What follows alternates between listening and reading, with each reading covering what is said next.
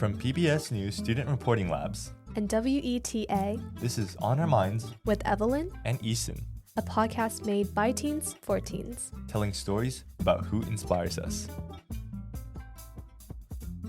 Hello everyone, welcome to Season 5 of On Our Minds. My name is Evelyn. My name's Eason, and we're seniors at Los Altos High School from Los Altos, California. So on this season of On Our Minds, we are exploring the topic of who inspires us. And this is important because our environment really shapes us. And as teenagers, we're trying to find out who we are and what defines us. Yeah, sometimes it's super hard to put into words why someone inspires you, but when we try to tell those stories, we realize how impactful the people around us are. In all episodes, we'll share not only our experiences, but also stories made from students from around the country. Yeah, so for this first episode, we'll explore how our friends influence us. Yeah, and we're first going to share with you a story made by Sakeenah and Tanya from Aurora, Illinois.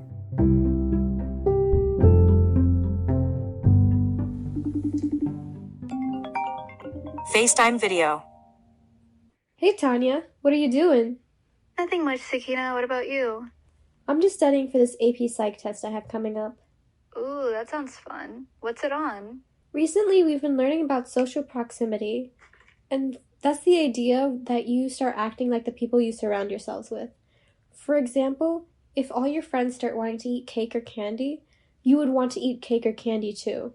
Oh yeah, no, definitely. We also learned about this in health, and how the people you spend the most time with really impact and cause your personality to shift and change. Even for me and you, I feel like we spend a lot of time together at school, whether it's during French or for break. And I feel like the time we spend with each other helps us influence each other's personalities. Yeah, I see you being responsible for your little brother when your parents are busy and just packing all your time in school, like lunch, to study for extra tests and stuff you have, which also helps you sleep earlier, which I really need to do. So you save a little homework, like one sheet of French homework, and just do it during lunch. And I feel like that's helped me sleep a lot earlier. Yeah, so I feel like it's those little things that we admire, those traits we see in people that we want to be ourselves. The other day, we were at debate club. Just the thought of going up on stage and debating with someone I didn't know terrified me. But when you went up there and debated so boldly with that other debater, it was so amazing to see, and I was really inspired. And I really wanted to be more social after watching you debate like that. You're just so social, and that's astonishing to me because it doesn't come as easy.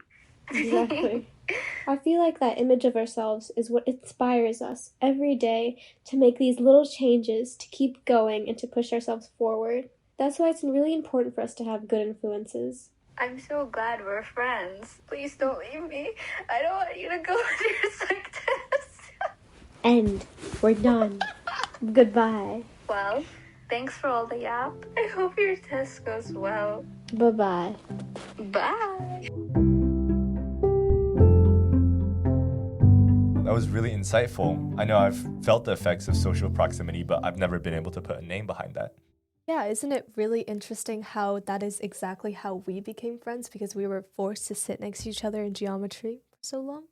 Yeah, and I asked our old geometry teacher about it, and she doesn't move any of her students throughout the entire year, and she says that helps them become friends, and I think that's exactly what happened to our friend group. But that's got me thinking, we're graduating, and how are we going to stay in touch after high school?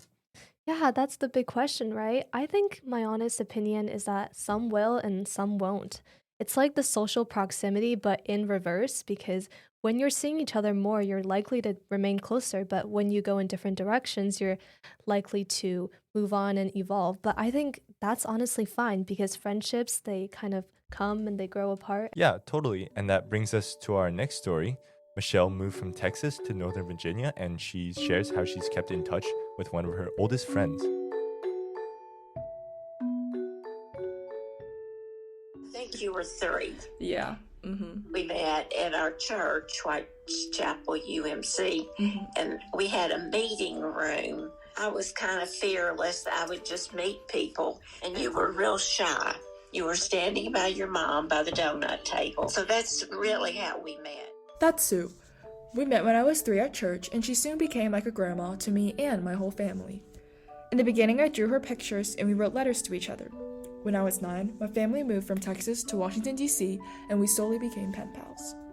We've been writing to each other consistently for the past 8 years, and I have 2 shoeboxes full of her letters. We don't talk much on the phone, but I wanted to call her up to let her know how much a pen pal friendship meant to me and to also hear her side of our story. Do you have the letters I sent to you over the years? Oh, yes. I have a box. Okay, shall we read some? Sure. Dear Sue, how has your day been going? I just had my roller skate show. I had a lot of fun fishing with Bill. We were very happy when I caught a medium fish for the first time. We were all looking for the fish. Next up, piano show. This cute hedgehog or porcupine is loaded with a bouquet of flowers to help you celebrate being 12. If only we could ride on his back and surprise you for your birthday. We hope your day is as awesome as you are. Enjoy every minute, cherish your family and friends, and make beautiful memories. We certainly cherish so many memories with you and our Texas life. I'm glad to be reminded of that. Dear Michelle, happy birthday! You are a treasure. We treasure you and your friendship. We have made so many memories together.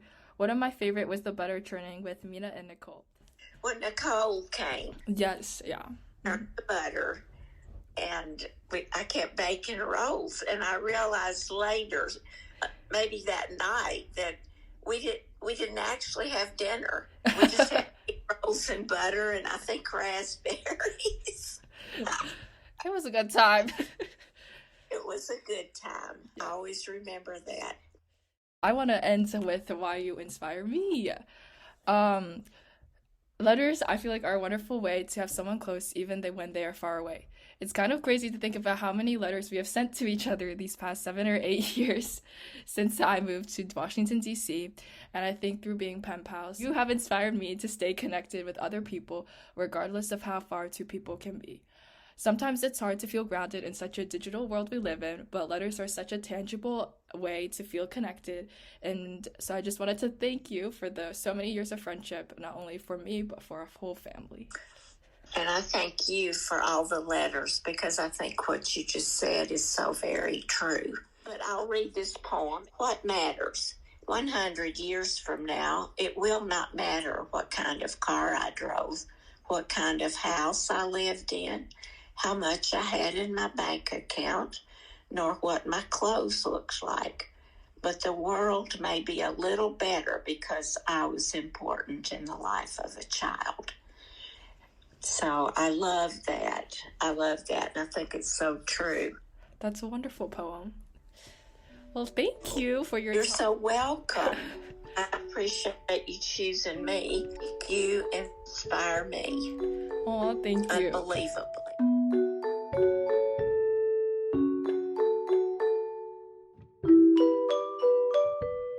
Wow, that was a very heartwarming story. That was so sweet. Yeah. Oh my God. Now I really want a Sue in my life. I want a pen pal. Yeah. Well, audience, you heard it here. Evelyn, reach out to Evelyn. She needs a pen pal. You're funny. Well, that reminds me of this one close friend I have where for the past few years, we've been exchanging birthday letters every year. And it's so cool to watch each other grow in these letters from like when we were, 12, 13 to when we're adults now. Yeah. And I think besides that, Michelle's story is also like a great reminder how friends can be honestly any age. I think it's great to have friends that are older than you. Like I have friends that text me about how their college is going, and it's first of all, it's like a preview of what my college life is going to be like. It's exciting, and it's honestly just helping me. They're guiding me through college, and I'm trying to be that for some of my lower classmen friends too, guiding them through high school and giving them advice. That's so nice of you, Eason. That's so nice of you, Eason. She just explodes. Wow.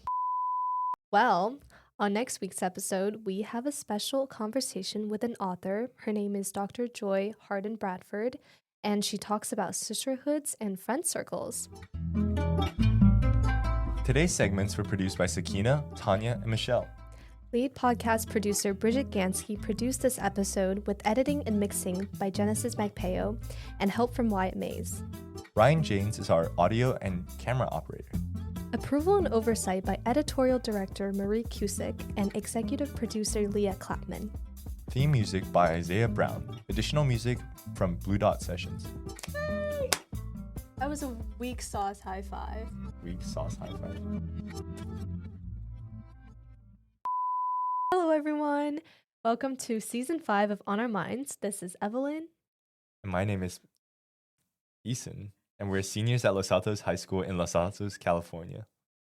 Yeah, we all forget our names sometimes. It's okay. No, because you said, you didn't. Do we redo that? You have to do that again. Aww, that was so cute. Such a bad cheer. I can't do the cheers.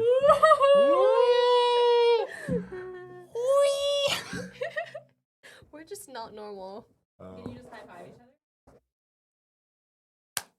other? Okay.